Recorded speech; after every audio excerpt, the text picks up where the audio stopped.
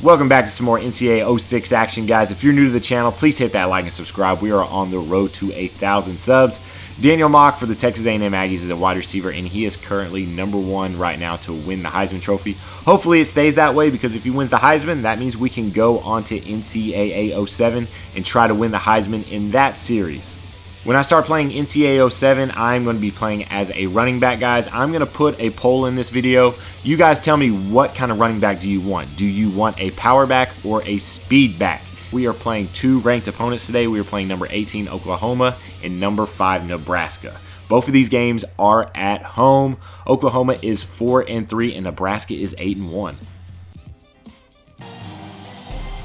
Hi everybody, Brad Nessler along with my partners Kirk Herbstreit and Lee Corso.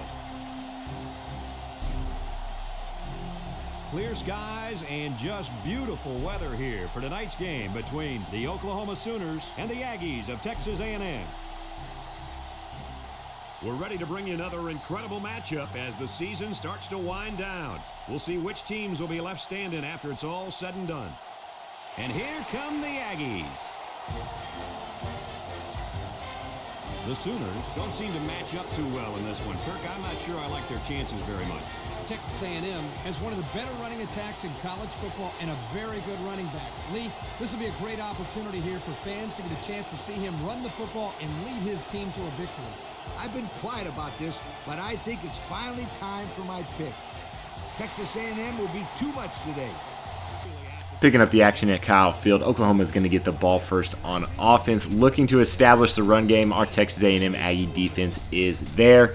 Oklahoma actually ends up going 3 and out on their opening offensive series, not being able to really move the ball on this Texas A&M defense. As you can see, guys, 3rd and 11, the crowd is absolutely going wild. Kyle Field is still the toughest place to play in the nation, and we end up getting the sack with Rose.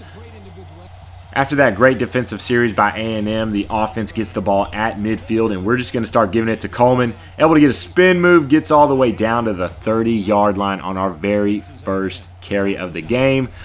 The offense ends up stalling. It is 4th and 3. I'm going for it because I can't kick field goals on Heisman. So we might as well go for it. It ends up being incomplete to Daniel Mach, and we give the ball right back to the Oklahoma Sooners. But once again, the defense forces a 3 and out, getting another sack on 3rd and long, bringing the Texas A&M offense back out onto the field. And we're just going to keep hitting it to Coleman. He is doing work today, getting another first down. A couple plays later, when it's 3rd and 10, we see Mach getting man covered on the outside, hitting him on the post route. He is able to make it all the way in for the touchdown. And early in the second quarter, guys, Texas A&M is up 7-0 against Oklahoma Sooners. On the very next kickoff, Pino, the running back, number 28, a.k.a. Adrian Peterson in real life, takes it all the way back, dancing into the end zone for the touchdown. That was a 104-yard kickoff return. Now that McGee has settled down a little bit, he is starting to find his groove in the passing game, connecting with Thompson over the middle. On the very next play, we're looking to hit Mach. His impact player circle is pulsating. That means we got to hit him deep. He ends up getting a huge gain on double coverage, getting behind the defense, getting us all the way down to the 10-yard line. Very next play, we're going to give that ball to Coleman once again. Finding room, goes untouched into the end zone, giving us back our lead. It is now 14-7 midway through the second quarter.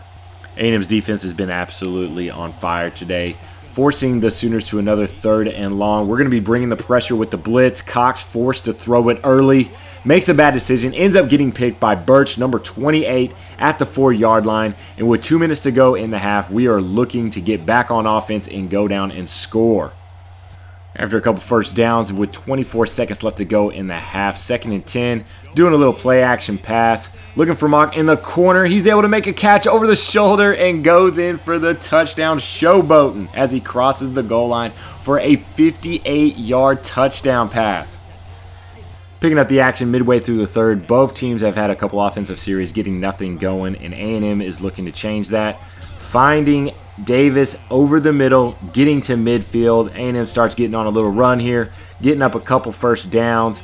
Coleman able to do a spin move to the outside, picks up another first down, and this offense is starting to roll. McGee, shotgun, looking for Daniels across the field, able to hit him, And he's able to sprint all the way down to the 10-yard line, getting us back into the red zone.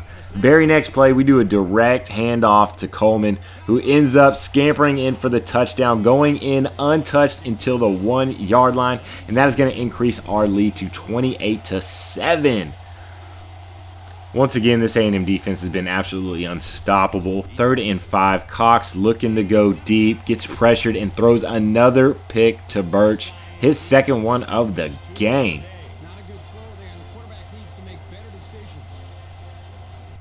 Starting in the 4th quarter, we're looking to increase our lead, doing 4 wide receivers. We're able to find Daniels in the zone.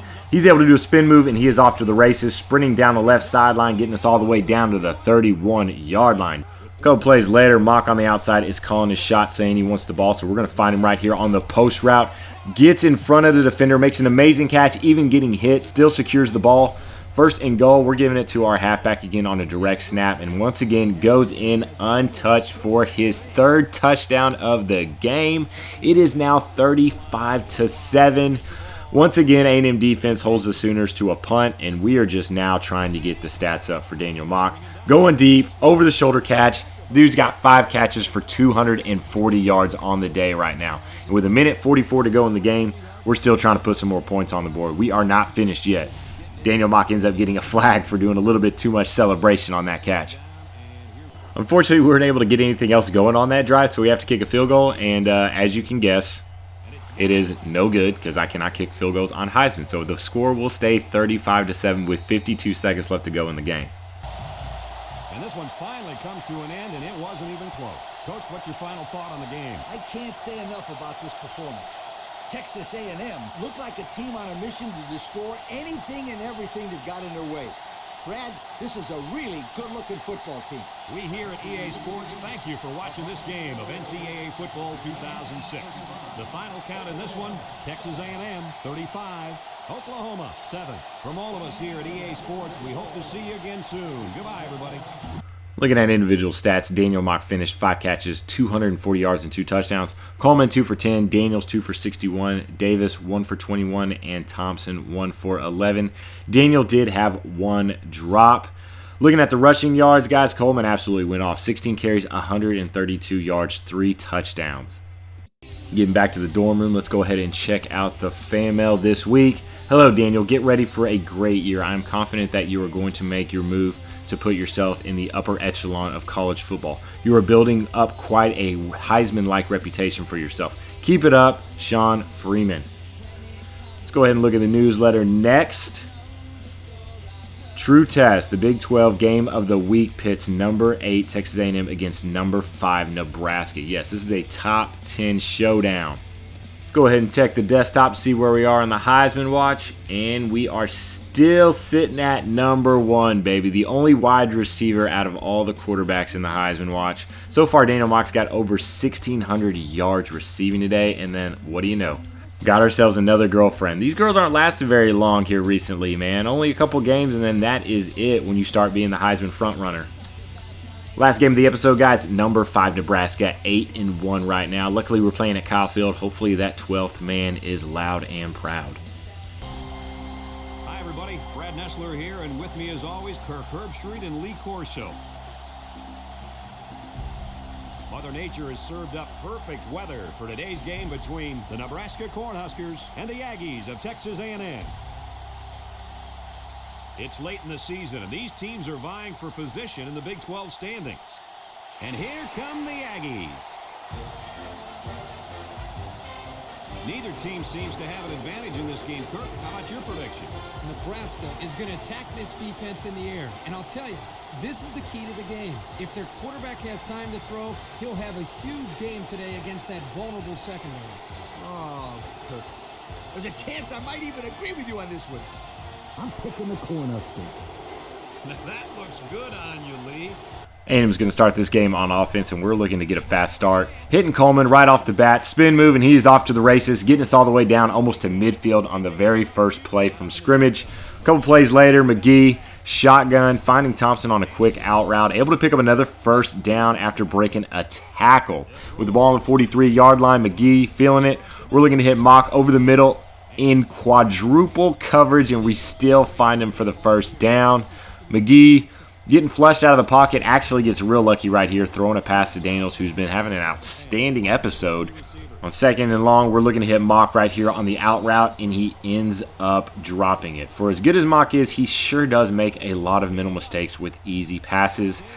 That leads to a field goal attempt, and once again, I'm just not good at kicking field goals, guys. If y'all could see how fast that kicking meter goes, y'all would realize how hard it is to kick field goals on Heisman. Once again, A&M playing incredible defense this episode. Armstrong able to get the pick 6 for the touchdown. A&M goes up 7-0 here at the end of the first quarter. Now, Nebraska's a top 5 team, so they're not going to go away lightly even after throwing a pick 6. On their very next series, they're able to get a couple first downs. Fields gets flushed out of the pocket a little bit and is able to find Carter in the middle of the field. Gets a stiff arm, and he's able to score a touchdown, getting this game back to even score 7-7. Coming back out on offense, going 5 wide. McGee drops back. I don't know if he's trying to throw it to Mach or if he overthrows it and hits Duke, or if he was going to Duke's all along, but it ended up being a first down. Next play, we're going to do a direct handoff to Coleman since it worked so well last game, and he's able to pick up another first down after doing a juke move. We end up giving it to him again. Quarterback hands it off. Another big run for Coleman, and we are rocking and rolling down at the 20-yard line in the red zone. 3rd and 10. Looking for the corner route. Mach, we're going to throw it deep. He's able to come down with it. As you can see, guys, his impact circle was vibrating, so that means that we've got to go to him. He's going to make an impact play, and right there, he's able to give the Texas A&M Aggies the lead.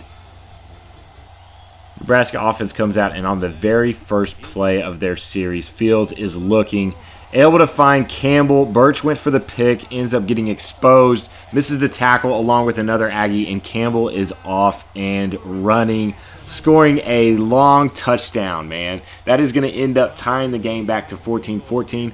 A&M offense, we're able to get another drive going with the 2-minute offense going into the halftime, and with 19 seconds left to go before half, we were having to kick another field goal, this one for a 43-yard attempt. I actually feel like I did a pretty good job getting it accurate enough, but it's not long enough now. So once again, unable to kick a field goal to take a lead going into half. Start of the third quarter, guys, it is still 14-14. Nebraska got the ball first. Fields, what do you know, hits Campbell again on a short route. I made the mistake with Barnes not being able to tackle him, and he is off for another long touchdown, this time for 65 yards, and this is going to give the Cornhuskers their first lead of the game. A&M offense comes out. We're not able to get anything going. We're kind of flustered at this point, actually. End up having to punt it deep in our own end zone. Rhodes, if I'm showing you this, that means that he scores. The dude just flat out took it to the left sideline, runs it in for the touchdown, and just like that, Nebraska is now up by 14.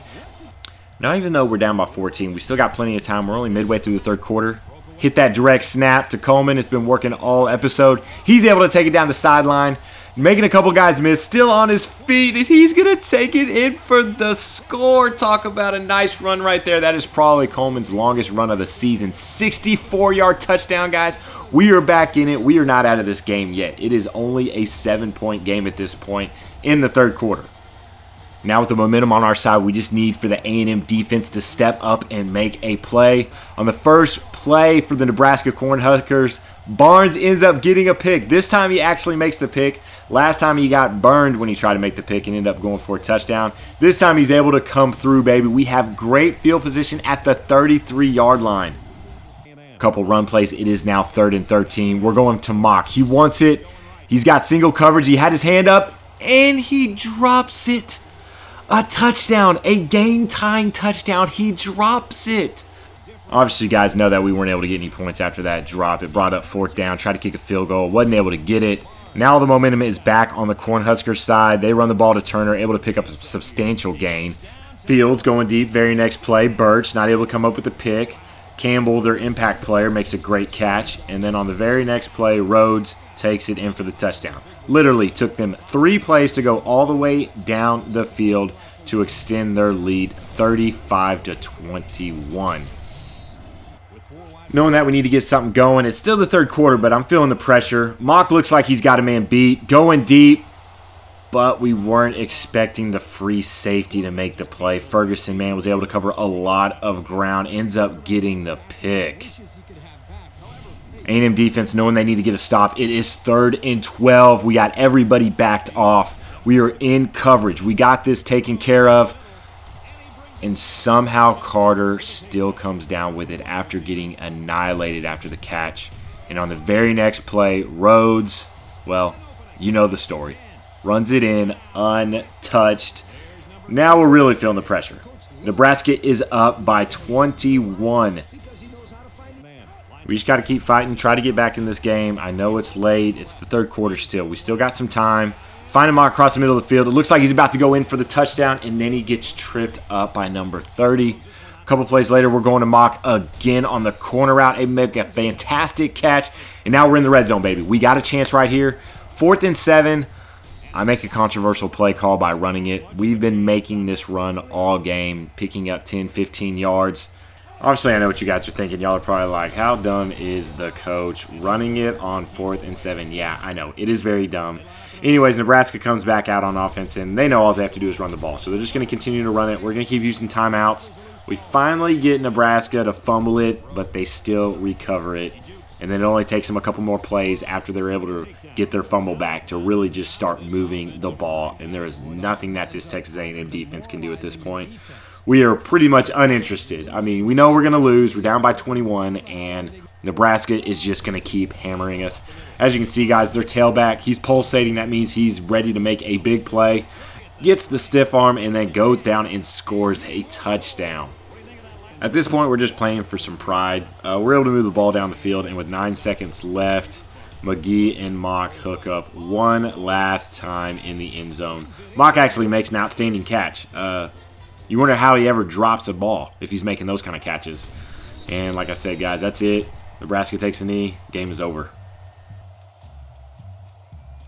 It's a done deal here as the final whistle blows. Kirk, what'd you think of this one? You know, I think it was a well-played game for the most part. Texas A&M had a few missed opportunities in this game, and I think if they could have capitalized on a few of them, it would have been a lot closer, and they might even have won this game. The fine folks at EA Sports, thank you for tuning in to this contest of NCAA Football 2006.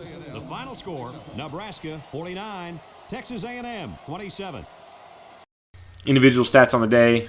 Mach, 9 catches, 220 yards, 2 touchdowns. Thompson, 2 of 14. Daniels, 2 of 41.